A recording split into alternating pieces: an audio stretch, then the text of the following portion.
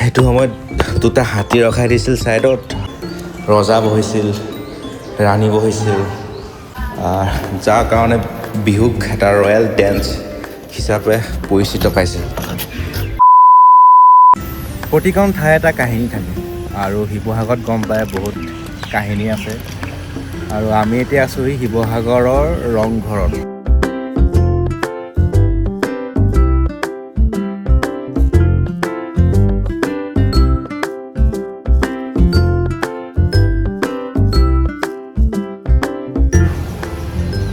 বলক চাংগৈ ৰংঘৰ।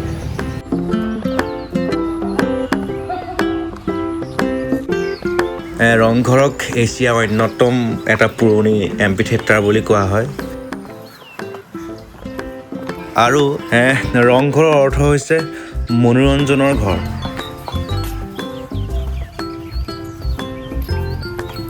এইটো ৱাটাৰপ্ৰুফ ইটা।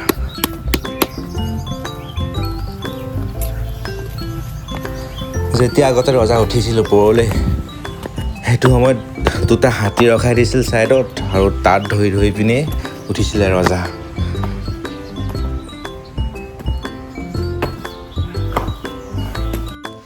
এই ডিজাইনটো গামোচাত যে ফুল বাছে সেইটো ডিজাইনৰ। প্ৰতিটো ইটা যেনে বেলেগ বেলেগ ডিজাইনৰ।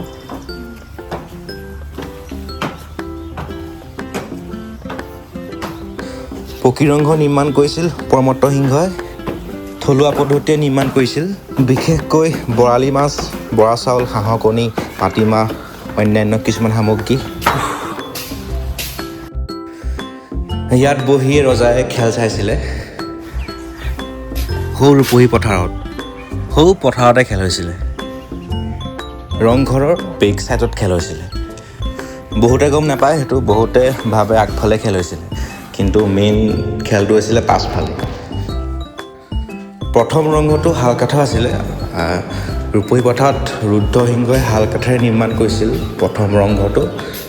তাৰপাছত প্ৰমত্ত সিংহই বনালে পকা ৰংঘৰ।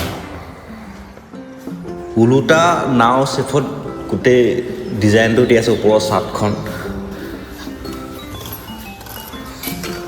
আজি কেইশমান বছৰ আগত এই ঠাইত ৰজা বহিছিল, ৰাণী বহিছিল, আৰু আমি ইয়াত ৰৈ আছোঁ।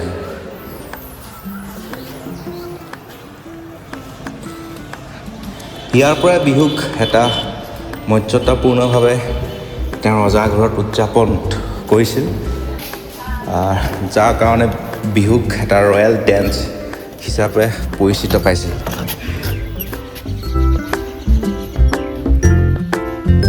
সৌ ৰূপহী পথাৰতে হৈছিলে ম'হ যুঁজ, হাতী যুঁজ, কুকুৰা যুঁজ আৰু অন্যান্য বহুত খেল হৈছিলে তাত।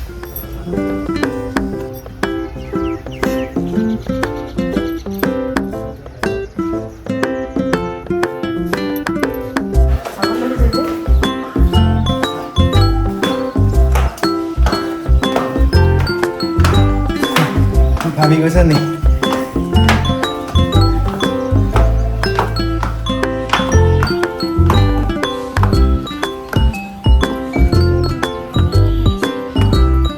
বাপৰে বাপ।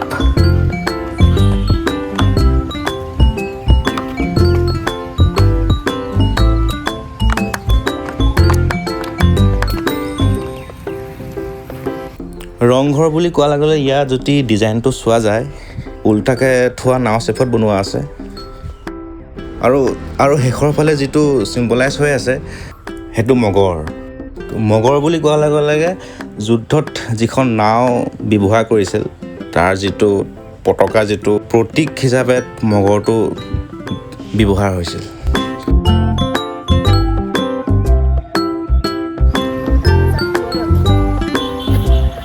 ৰংঘৰ চালোঁ, এতিয়া যাম শিৱদৌল।